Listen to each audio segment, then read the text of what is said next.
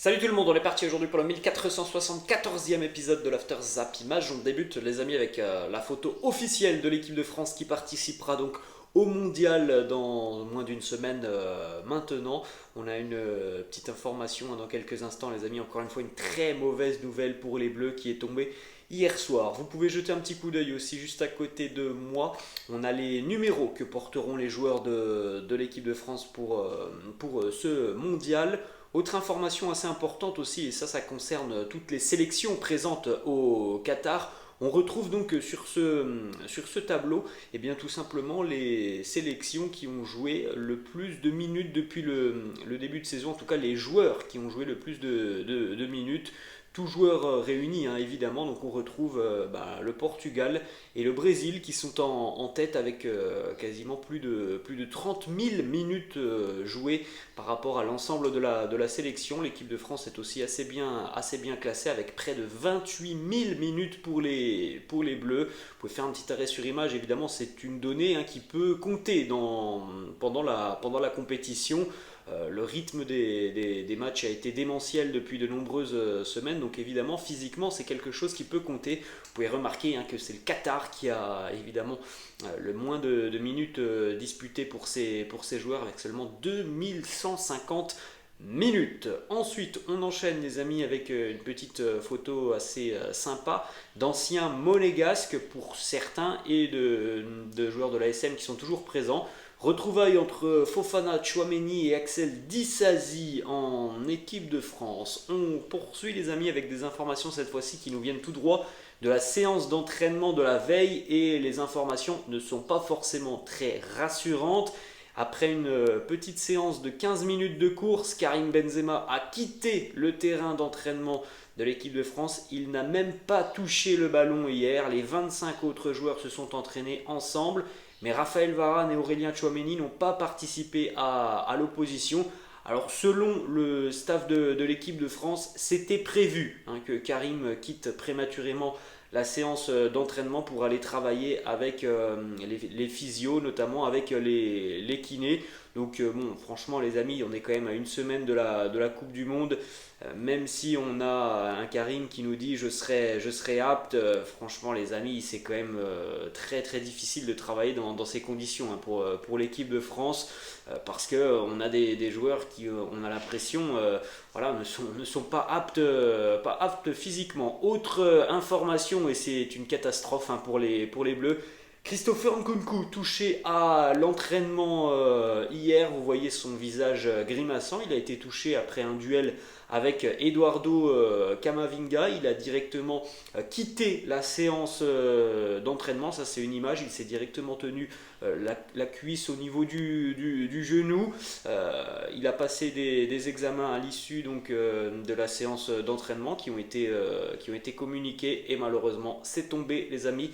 Christopher Nkunku est forfait pour la Coupe du Monde, c'est une malédiction pour l'équipe de France. Franchement les amis, c'est hallucinant le nombre de blessés du côté de l'équipe de France, le nombre de joueurs qui ont été blessés il y a quelques semaines. Maintenant on a même des blessés qui sont blessés pendant la liste. C'est le deuxième forfait les amis, Prestel Kimpembe et Christopher Nkunku, c'est quand même terrible pour l'équipe de France de préparer une compétition comme la Coupe du Monde dans des conditions comme ça. Voilà le communiqué de l'équipe de France sur son compte Twitter. Blessé à l'entraînement, Christopher Nkunku doit renoncer à participer à la Coupe du Monde. L'ensemble du groupe partage la tristesse de Christopher et lui souhaite un prompt rétablissement. Il semblerait, les amis, que ça soit un problème au niveau du genou pour Christopher Nkunku. On lui souhaite évidemment plein de courage parce que c'est terrible. Lui qui fait une saison exceptionnelle avec le RB Leipzig, qui aurait certainement pu avoir un rôle important du côté de l'équipe de France. Alors, bon, il y avait peu de chances de voir Nkunku titulaire, mais par rapport à ce qu'il propose sur le terrain avec le RB, par rapport à ses qualités, c'est évidemment un joueur qui aurait pu apporter au collectif et c'est un énorme coup dur pour les Bleus.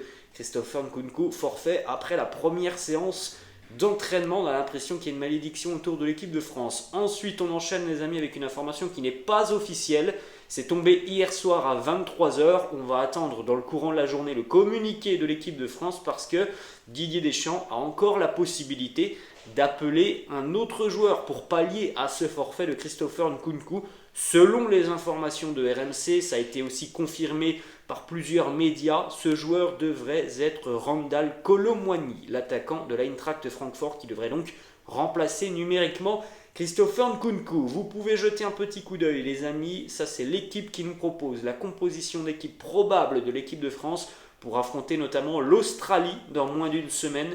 Hugo Lloris dans les buts, Pavard côté droit, Varane en charnière centrale accompagné de Konaté ou Upamecano, Lucas Hernandez préféré à son frère Théo sur le côté gauche, Fofana, Tchouaméni, Rabiot au milieu de terrain, Benzema, Griezmann, Kylian Mbappé. On continue avec une petite information les amis sur le camp de base luxueux de l'équipe de France au Qatar. Selon la majorité des sélections qui sont déjà présentes sur place, c'est la France qui a le meilleur camp de base. Les Bleus dormiront à l'hôtel Al Messila Resort and Spa. Vous avez quelques images évidemment, hein. C'est du très très luxueux pour les champions du monde. Ensuite, deux petites informations qui concernent l'Argentine de Léo Messi. Premièrement, Léo Messi, il a évoqué donc, il a donné son avis surtout sur les favoris de cette Coupe du Monde. Et pour Léo, il y a 3 sélections qui sont un petit peu au-dessus des autres. Il nous cite le Brésil, la France et l'Angleterre sont un peu au-dessus selon Messi. Il nous dit aussi, bon en général, il y a quelques surprises lors d'une Coupe du Monde, mais les grandes équipes sont toujours les favoris. Franchement les amis, moi l'Angleterre ne m'impressionne pas beaucoup. L'équipe de France, je trouve quand même qu'il y a quand même énormément d'incertitudes autour des Bleus pour envisager que ça puisse très bien se passer pendant ce mondial. Moi les amis, hein, mes favoris, ils se tournent plutôt du côté de l'Amérique du Sud vers le Brésil et l'Argentine. Ensuite, autre petite stat les amis sur Léo Messi justement avec son entraîneur Lionel Scaloni du côté de la sélection. Scaloni est l'entraîneur avec lequel Messi est le plus décisif en sélection. 25 buts et 9 passes D pour Léo Messi avec Lionel Scaloni, le tout en 36 matchs. Hein. C'est quasiment une fois par match où Léo est décisif. On poursuit les amis avec une petite déclat aussi d'Eden Hazard du côté de la Belgique. Eden lui aussi, il trouve qu'il y a des sélections qui sont meilleures que la sélection belge.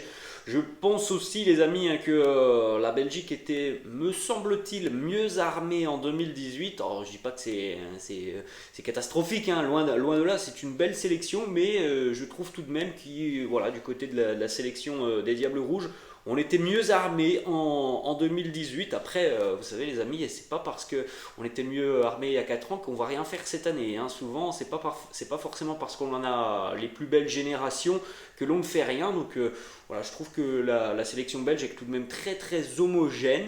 Et je pense qu'elle a quand même quelque chose à jouer hein, sur cette Coupe du Monde. Ensuite, une petite information qui concerne Sadio Mané. On est à 5 jours du match d'ouverture pour la sélection sénégalaise, hein, ça sera lundi. Le Sénégal affrontera les Pays-Bas, c'est d'ailleurs le gros choc de ce groupe où on rappelle il y a aussi le Qatar et l'Équateur. La mauvaise nouvelle elle est tombée, mais bon on s'en doutait hein, évidemment les amis, Sadio Mané est déjà forfait pour cette première rencontre face aux Pays-Bas. On va continuer les amis cette fois-ci avec des informations qui ne concernent pas forcément la Coupe du Monde. Hier Christophe Galtier était l'invité de RMC sur la radio RMC quasiment tout l'après-midi. Il est passé sur quasiment tous les plateaux au cours de l'après-midi. Pas mal de déclats de Christophe Galtier qui nous parle notamment de la relation Messi, Neymar, Mbappé. Il nous dit qu'ils jouent ensemble, ils ont une vraie relation permanente à l'entraînement tous les jours. Ils se cherchent les uns les autres. C'est une réalité du quotidien. Ce sont 3 grands joueurs avec des personnalités différentes, des âges différents. Ils savent très bien qu'il faut jouer les uns pour les autres pour gagner. Quand vous avez ces 3 joueurs de qualité incroyable, il faut jouer sur leur qualité. C'est autour d'eux qu'il faut construire.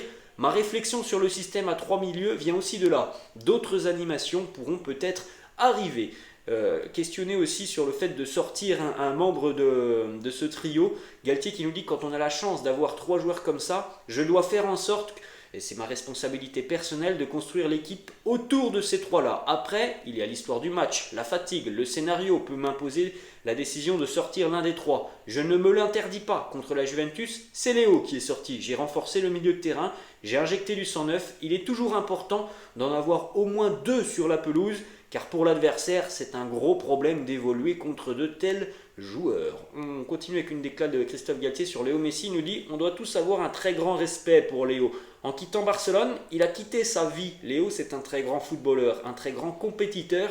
Il aime jouer, c'est quelqu'un qui observe beaucoup, qui sourit énormément et qui rigole très souvent. Là, déclare aussi Christophe Galtier sur Neymar. Il nous dit la première chose que j'ai dit à Neymar en arrivant, c'est que j'étais très heureux d'être son entraîneur. Ensuite, je lui ai dit que je suis ici sans aucun a priori, malgré ce que j'ai pu lire ou entendre. Le Neymar que j'ai rencontré est un très grand professionnel.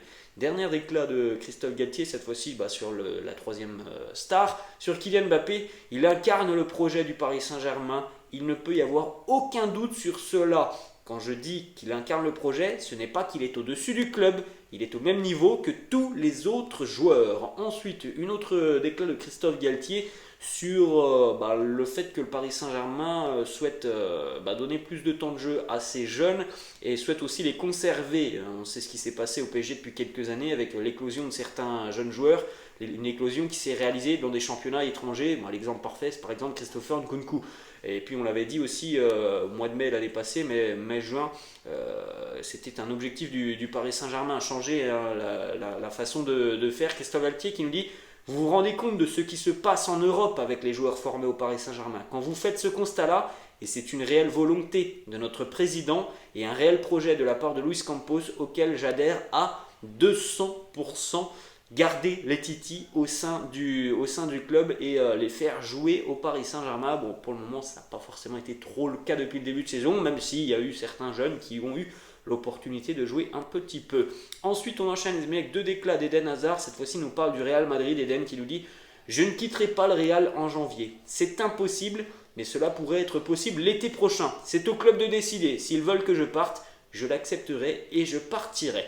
Autre déclat d'Eden qui nous dit: mon message aux fans du Real Madrid, désolé les gars, j'essaye, je dois prouver, mais ce n'est pas facile. Ensuite, on continue les amis avec une information de Fabrizio Romano sur Ousmane Dembélé. Le Barça va tenter de prolonger Ousmane Dembélé. Le président Joan Laporta a annoncé: on est très heureux, on a un joueur qui est heureux ici, qui est très motivé. Il y aura des discussions en ce qui concerne une prolongation de contrat. On rappelle les amis qu'Ousmane Dembélé est en fin de contrat en 2024 avec le Barça. Donc s'il n'y a pas de prolongation dans les prochains mois, on va de nouveau avoir un nouveau feuilleton l'été prochain. Ce n'est pas du tout le but du Barça.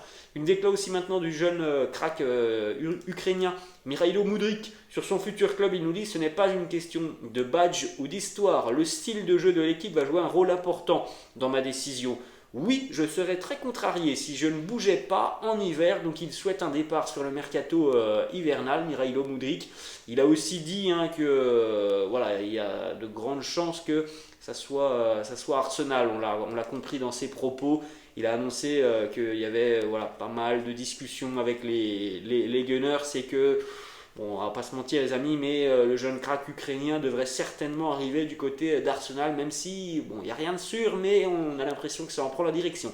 Ensuite, une petite information de Fabrizio Romano et aussi sur l'avenir d'Ilkay Gundogan, qui est suivi notamment par le Barça, puisqu'il est en fin de contrat dans 8 mois. Gundogan, juin 2023, il ne sera plus un joueur de Manchester City, à moins qu'il y ait une prolongation. Gundogan qui nous dit: ma fin de contrat c'est en 2023, pour l'instant c'est très loin, je suis hyper relaxé, très calme. On verra ce qui se passera aussi avec notre entraîneur. Je suis très content d'être à Manchester, très heureux. Un départ du côté de Liverpool, je ne peux pas l'exclure. Il n'a pas exclu Liverpool, il n'a pas exclu le Barça. Il a dit aussi que son avenir était aussi certainement lié à l'avenir de Pep Guardiola. Une information RMC Sport qui concerne Cristiano Ronaldo. Selon RMC, Eric Ten Hag aurait confié au patron de Manchester United qu'il était prêt à voir partir Cristiano, même si aucun renfort ne pouvait arriver sur ce mercato hivernal. Ensuite les amis, autre information de Fabrizio Romano, et c'est une déclaration du papa de Raphaël Leao. Alors on sait qu'il y a pas mal de clubs intéressés par Leao, étant donné les prestations incroyables du Portugais avec l'AC Milan. Le papa de Raphaël Leao qui nous dit: Raphaël a un contrat jusqu'en 2024 avec l'AC Milan. Nous allons discuter avec Milan pour une prolongation de contrat. Et jusqu'à l'heure actuelle, on a exclu tout le monde, Chelsea, le Real, voire même le Barça. Raphaël est très heureux en Italie. Autre déclaration qui concerne l'AC Milan et Olivier Giroud. C'est Benjamin Pavard qui a exprimé il y a quelques jours peut-être l'envie d'un départ du Bayern. Benjamin Pavard qui nous dit: Giroud me parle souvent de l'Italie, du pays, des gens qui vivent 100% pour le football. Il me parle de la magie du derby de Milan face à l'Inter, des célébrations qui ont été magnifiques avec les fans pour le Scudetto. J'aimerais jouer avec lui parce que c'est un grand ami. Nous verrons. Voilà une petite information. Benjamin Pavard, visiblement, qui n'est pas insensible au charme de l'AC Milan. Ensuite, une autre information de Fabrizio Romano sur Luciano Spalletti, l'entraîneur du Napoli, pardon. Cristiano Giuntoli, directeur sportif des Napolitains, qui annonce qu'il y a une option pour prolonger le contrat de Spalletti. Il va rester ici car c'est l'un des éléments clés du projet. On va terminer, les amis, avec quelques petites informations en Ligue 1. Premièrement, mauvaise nouvelle pour le FC Nantes.